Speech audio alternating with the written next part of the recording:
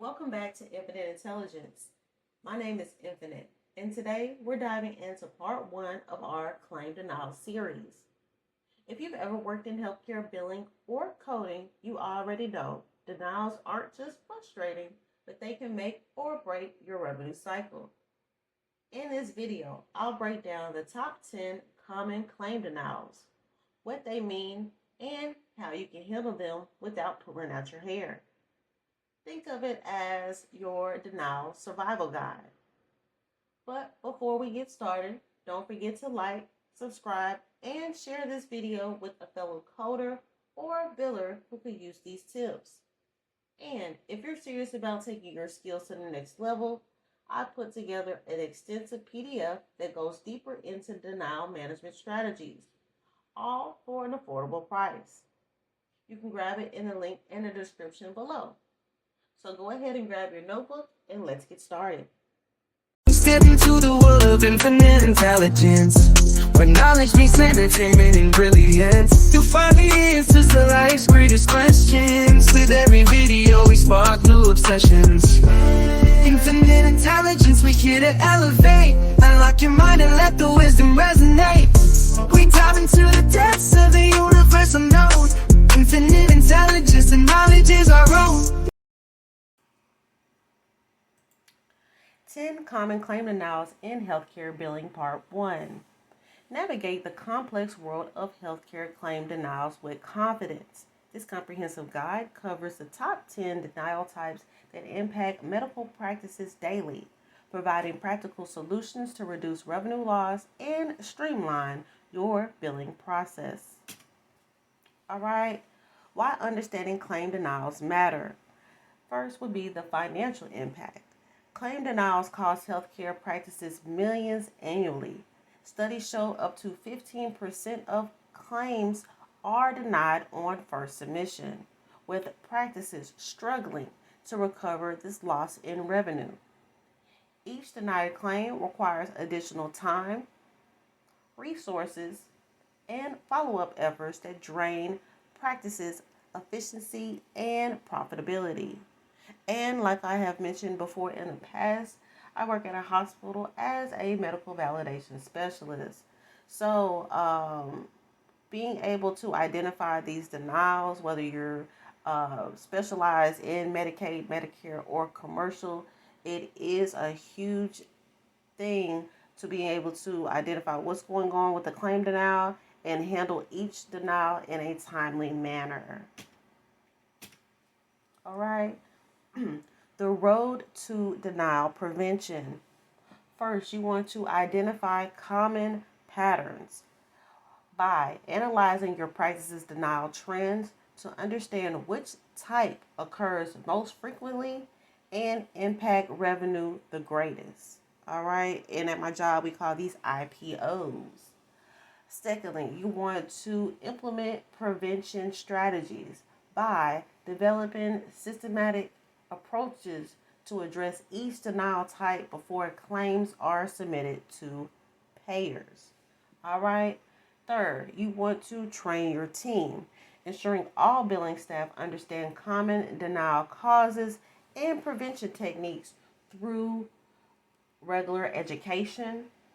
And last, monitor and adjust, continuously track denial rates, and refine processes to maintain optimal claim acceptance rates. All right. So our first claim denial that we are looking at is missing and incomplete information. What does this mean? Claim denial claims are denied when required fields are left blank or contain incomplete information. This includes patient demographics, provider details, diagnosis codes, and or procedure codes. All right. So what are some of the common missing elements that I'm speaking about? We are speaking about the patient's date of birth or social security number, the provider's NPI, which is also known as the National Provider Identifier, the member's ID or policy number, the place of service codes, or diagnosis codes such as the ICD-10. Now, these are not all of the elements, but these are some of the elements that could be missing on the claim, causing it to deny. Now, what are some of the prevention strategies for these type of denials? This type of denial, excuse me. You can implement a comprehensive checklist system that verifies all required fields before claim submissions. Use practice management software with built-in validation rules. All right. And a quick tip that I have here at the bottom is create a pre-submission audit process where a second staff member reviews claims for completeness before electronic submission. And that is a wonderful idea. We do not have that at my job, but for the most part, we try to. It's best to have people trained in every position. That way, when they like I went from collections to validations, and I also have billing training. So if I were to bill tomorrow, I would definitely know what the claim needs to have before it's sent out to the payer, because later on, if I have to validate it, it's already paid according to the contract. All right. All right. So what is an example of what is an example scenario for missing information? A family practice submits a claim for a routine physical exam, but the billing staff accidentally leaves the patient's date of birth field blank. This insurance company automatically denies the claim within 24 hours, citing incomplete patient demographics. Now, what will be the steps to handling this claim denial? First, you want to identify the problem, which would be the missing date of birth information section. Second, the immediate action that you would take would be to correct this information and resubmit the claim with complete data. Now, that might be a corrected claim, or that might be an initial claim depending on which payer that you're dealing with. All right, and third, long-term solution. You want to implement mandatory field validation in your billing software. So you might have a billing software that will give you some type of red flag saying, hey, this field is blank. Hey, this field is incorrect. All right. All right, going into our second denial, we are speaking about eligibility issues. Now, understanding eligibility denials. These denials occur when patients are not covered by their insurance plan on the date of service. This can happen due to a lapsed coverage, policy changes, or incorrect insurance information. Now, what are some of the root causes for the eligibility issue? Patient's coverage term before service date, wrong insurance card was presented, coverage was not yet effective, or patients exceeded benefit limits. Now, let's go into the prevention tactics. Always verify eligibility within 24 to 48 hours of the appointment. Use real-time eligibility verification tools integrated with your practice management systems. Now, if you were to validate this, one of the first things that I do is always verify eligibility. This is the first thing I do. I make that a practice to do. Even though it should always be done on the front end, you definitely needs to be one of the things you do on the back end as well when handling claim denials. All right. Real-time eligibility verification prevents costly denials. Okay. Denial number 3, coordination of benefits, also known as COB, the COB challenge. Now, the coordination of benefit denials happens when patients have multiple insurance plans, but claims aren't submitted in the correct order. Primary insurance must be billed first, followed by secondary coverage. All right. So primary insurance, what does that mean? Always bills first. and pays according to the benefits structure. Usually, the patient's employer sponsored plan or the plan with the earliest effective date is your primary coverage. And if you are dealing with Medicaid, Medicaid is the considered the payer of last resort. So no matter what the patient has, you need to be billing Medicaid last, okay? So secondary insurance bills after primary processes the claim only pays for remainder amount after primary insurance contributions up to their coverage limits. All right. Best practices: maintain detailed insurance records and update COB information at every patient visit.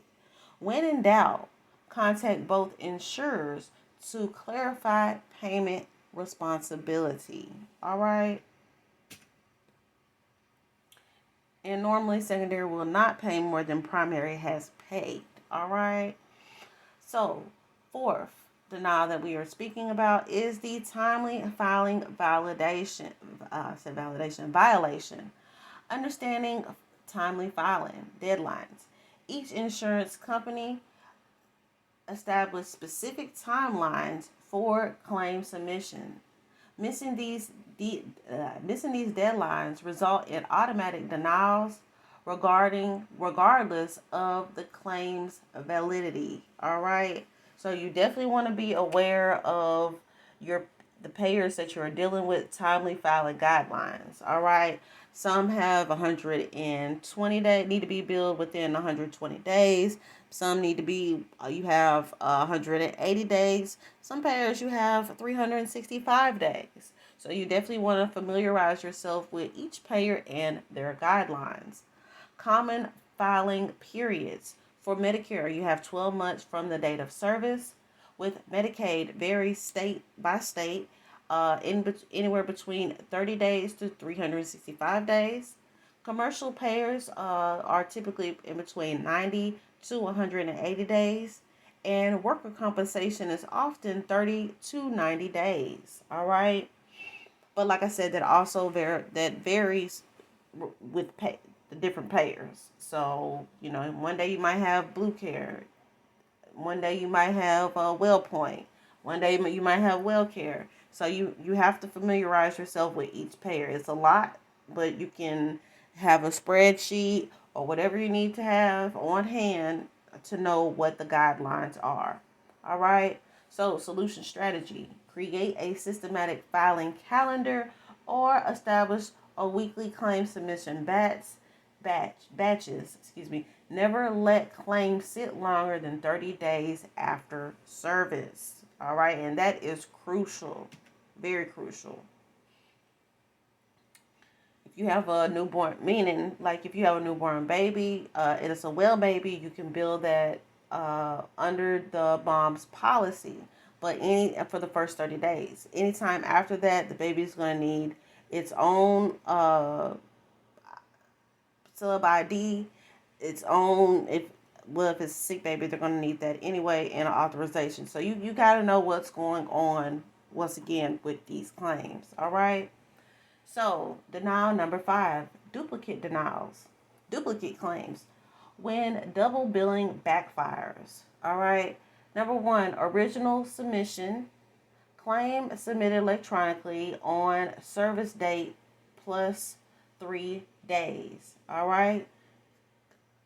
2: no response received and staff assumes claim was lost and resubmits after 30 days. And 3: duplicate denial. Second claim denied as duplicate, original claim processing normally. Duplicate claims occur when the same service is billed multiple times, often due to staff uncertainty about claim status. Modern billing systems should track all submitted claims to prevent this issue. Or you can always go into the payer portals website to check claim status to see if the claim is still pending. All right. Always, and I just said this, always check claim status before resubmitting. Most payers provide online portals for real-time claim tracking. You can check the payer portal. You can contact the payers at their 1-800 number, but the payer portal is quick and suffice to go ahead and handle this type of issue if there's any question in regards to the claim. And you might want to also check to see if the claim has rejected in your billing system. All right. And a lot of times, if a claim has rejected, some payers do send out a notification letting you know that it was rejected. All right. So, denial number 6, medical necessity, the clinical documentation challenge. What payers look for.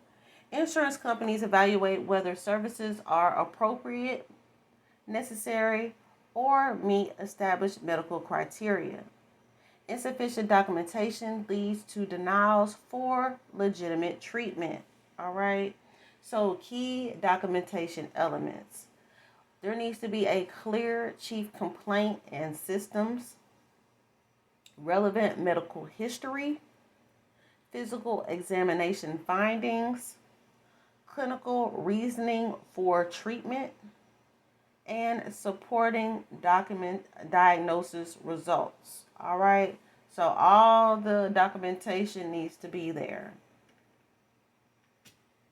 All right. Strong documentation is your best defense against medical necessity denials. Train providers to document thoroughly and link treatment to specific diagnosis. Okay. So, our 7th denial that we have is the missing pre-authorization. For missing pre-authorization requirements, many procedures, medications, and specialist visits require advance approval from insurance companies. Performing services without proper authorization almost guarantees claim denials. I cannot tell you how many times we have an authorization, but guess what? The code that we build is wrong. That was not the procedure that was done. So sometimes we want to make sure and verify we are getting off for the correct procedures. Uh, Sometimes there's no authorization there, especially when you have an inpatient stay. Authorization is required, okay? So you want to make sure you're covering all your bases. So how can we do that? We can plan ahead, check authorization requirements during appointment scheduling, allow 5 to 10 business days for authorization processes, okay? And some payers will not let you obtain a retro auth. So it is very important to do this on the front end. And if they do let you obtain a retro auth, you only have 24 to 48 hours to obtain that authorization, or it's lost in revenue. Okay. You want to contact the payer. Call insurance companies directly for urgent cases. Many often expedite review processes for time-sensitive treatments. All right. And lastly, you want to document everything. Keep detailed records of all authorization requests, approval numbers, and expiration dates for future reference. All right. Denials 8 through 10, and this is going to be a quick overview. Missing referrals. That is a big one. Missing PCP referrals. HMOs and some PPO plans require referrals for specialist visits. Always verify referral requirements and obtain proper documentation before these appointments. Okay. Sometimes they are hard to get after the fact, so you definitely want to make sure they are obtained on the front end. And if they are obtained after the fact, you want to make sure you have a process in place to obtain those after the fact. Okay. Bundling issues. Some procedures are considered part of a comprehensive service and cannot be billed separately.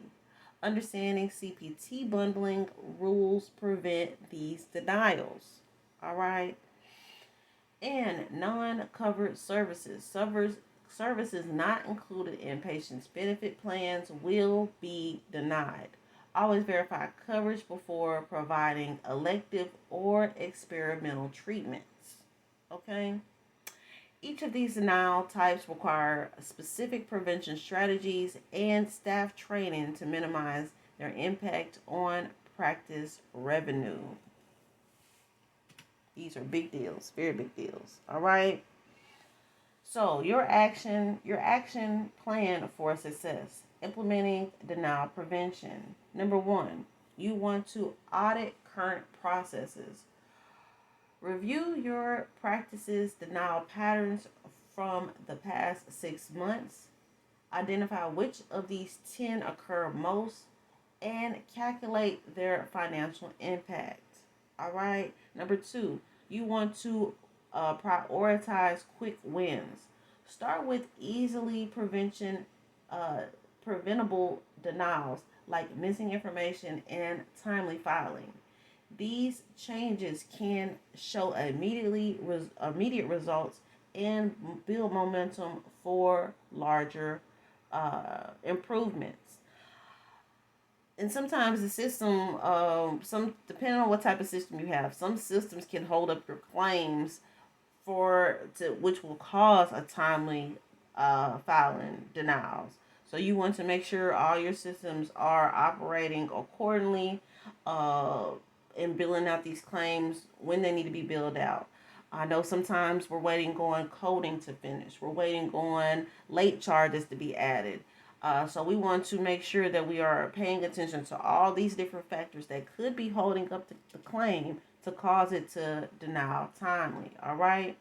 And thirdly, you want to invest in training. Educate your entire billing team on the common denial practices. Regular training sessions keep staff updated on changing payer requirements and best practices. All right. Remember, prevention is always most cost effective than correction. Okay, by implementing these strategies consistently, your practicing can significantly reduce claim denials and cash flow improvement. All right. And that wraps up part one of our claim denial series. We've just covered 10 of the most common denial types, what they actually mean, and how you can keep them from stopping your cash flow. But don't stop here. This is just the beginning. I'll be back with part two where we'll dive into even more denial codes and smart strategies on how to handle them like a pro. And if you found this presentation helpful, make sure that you like, subscribe, and share this video so we can help more people in healthcare stay ahead of the denial game. And remember, if you're serious about learning this inside and out, check out the extensive PDF I've created. It's in a link in the description below, packed with deeper explanation and solutions, and it's available for an affordable price. Thank you for watching Infinite Intelligence, and until next time, stay sharp, stay proactive, and keep those denials in check. Bye-bye.